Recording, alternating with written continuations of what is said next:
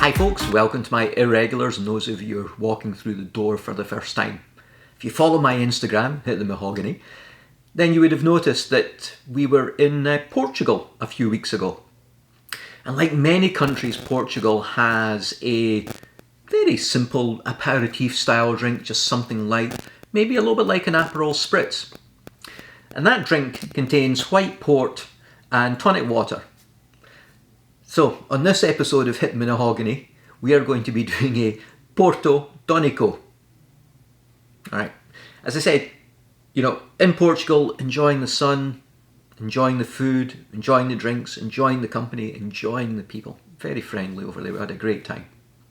They've got a drink, so, probably noticed Aperol, have Aperol spritz, Aperol, bit of Prosecco, bit of soda water in there.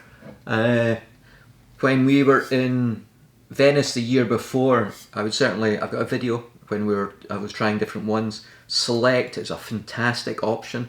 If you've had enough of Aperol, move on to a Select spritzer as well. That's absolutely delicious. A little shout out for the Select guys on that, and of course Aperol. In Portugal, port wine. Porto.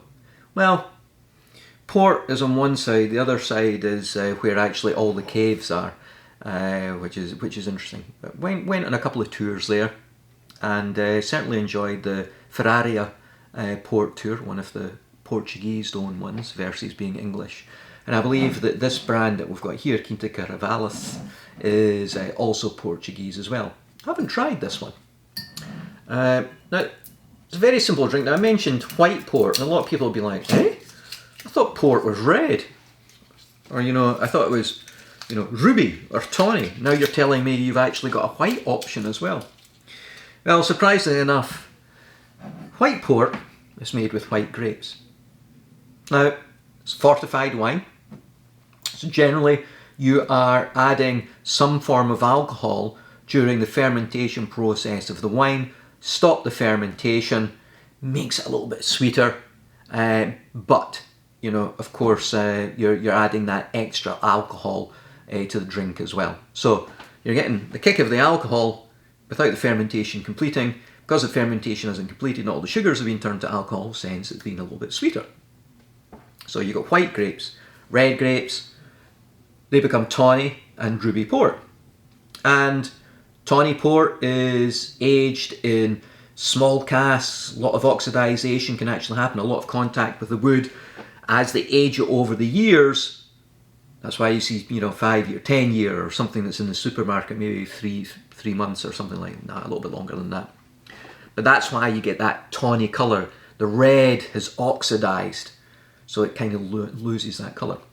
Ruby is one that they age it, certainly for a period of time, in a very large vat.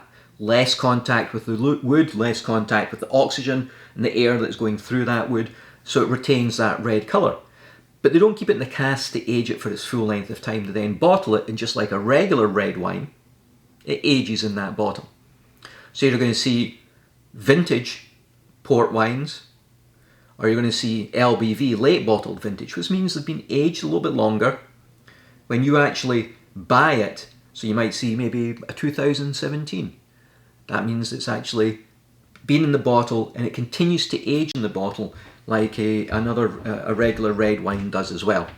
So that's some of the basic differences there in the different types of port. I'll need to go into that a little bit more detail. I wonder if I should start maybe an education series, because I learn an immense amount every time I do one of these as well. And it's difficult because it's a lot to actually retain. But it's good. I think it's good to lay it down to the basics so people actually understand what they're drinking as well, and not to be, intimidated. If you're going into a restaurant, you're like, I quite fancy a port. What's the difference between a tawny, an LBV, a low bottle vintage, a vintage port, or a white port? I don't know what it is. So I think laying it out in the basics makes it nice and easy. And a little bit of reading can actually make you a little bit more comfortable with it. All right. So, shall we get on with making this one then, shall we? This one you just make in the glass. That's it. Get yourself a wine glass, bowl glass, whichever you feel is appropriate to show off your Porto Tonico skills. Alright, go for that, that should do us. Now the ratios of this you can play around with, of course. You might see a ratio of 1 part port to 3 parts tonic. You might see a ratio of equal parts, so maybe 2 ounces of tonic, 2 ounces of port and 2 ounces of tonic, so basically the same way around. And you know what I'm going to do here? I'm not actually going to measure this. Why?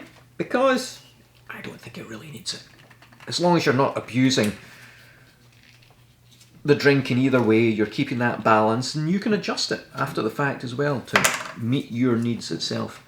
Now, just to show you that it is a white port, shall we pour a little bit out and have a look at it?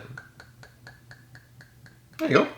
White. A little bit of the wine colour within there, you know, definitely. Chilled, keep that chilled by the way, and that's where you can actually drink this straight, a little bit over ice, but keep it chilled anyway, just like a white wine itself.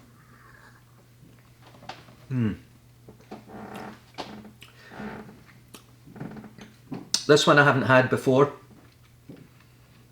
Slightly dry, not too dry. Still a sweetness there. Some can actually be like extra dry as well, where they've allowed a lot of that fermentation still to continue further, so it's actually less sweet. That's the difference as well. Dry, sweet. How much of that sugar is left in there? That's all that it is. Rich. Flowery. Get the grapes. A bit of grassiness in there as well. It's the kind of floral. Really is. Floral but not flowery. If you get what I mean by that. Alright.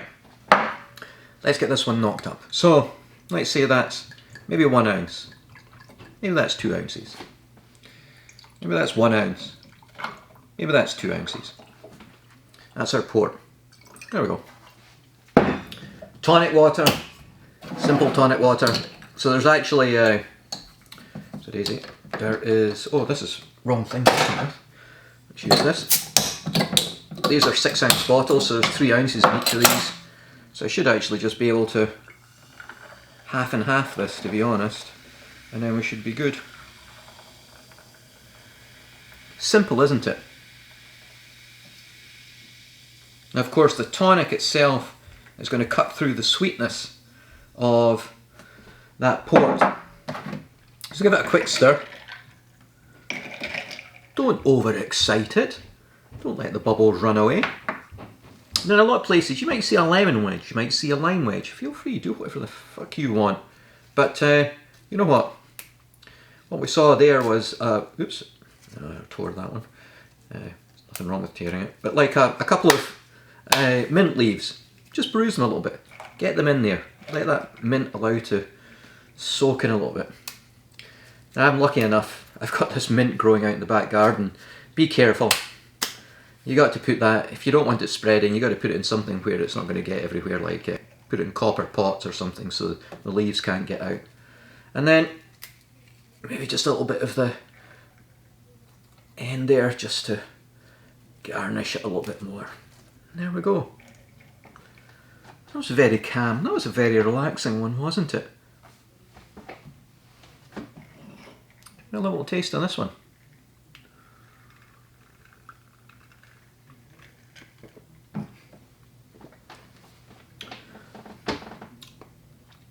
Why are sometimes the simplest things the best things? Holy mackerel. Now that's not to knock anything like a Long Island iced tea or a Singapore sling or anything of that type. They all have a place, they all taste delicious, but it's amazing how something just so simple. There's a lot of flavour. I mean, tonic itself, alright, a little bit of sweetness in there, but it's not because the quinine cuts through that. So that's got a flavour itself, you can feel that pulling in at the back. And it just goes nicely. Tones down the sweetness. And the wine and tonic water, you know what? There's a lot of wines out there that allege to be tonics. Buckfast maybe. I didn't think I'd reference that in one of these episodes, eh? But that's just very, very nice. As I mentioned, sorry, put that over to the side. Quinta Carvalhas. Not one that I'd actually tried before, really like this one. I mentioned being to the Ferraria cave as well, fantastic tour that they did. Went to the Taylor one as well, and I do have a couple of Taylor ports. 10-year-old Tawny and a couple of others. But in that tour it was a little bit more modern. I had a video there.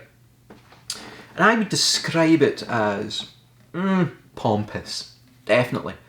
With the English owning a lot of the port houses, you know, that was a way that they could actually get the wine to travel longer distances on sailboats, was by actually making them fortified.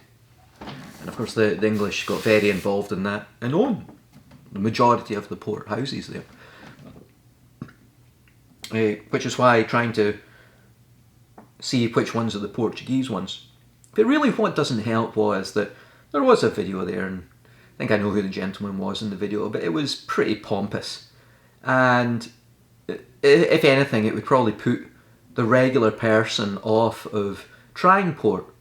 You know, trying maybe even that brand itself. Just doesn't connect with people, really doesn't.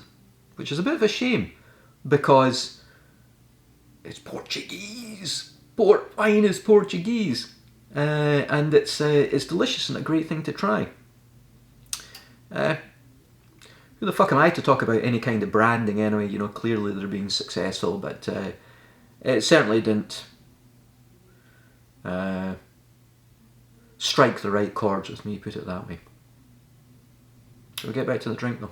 Anyway, everybody, enjoy your Porto Tonicos. It's coming into that time of year where these type of drinks just hit the mark.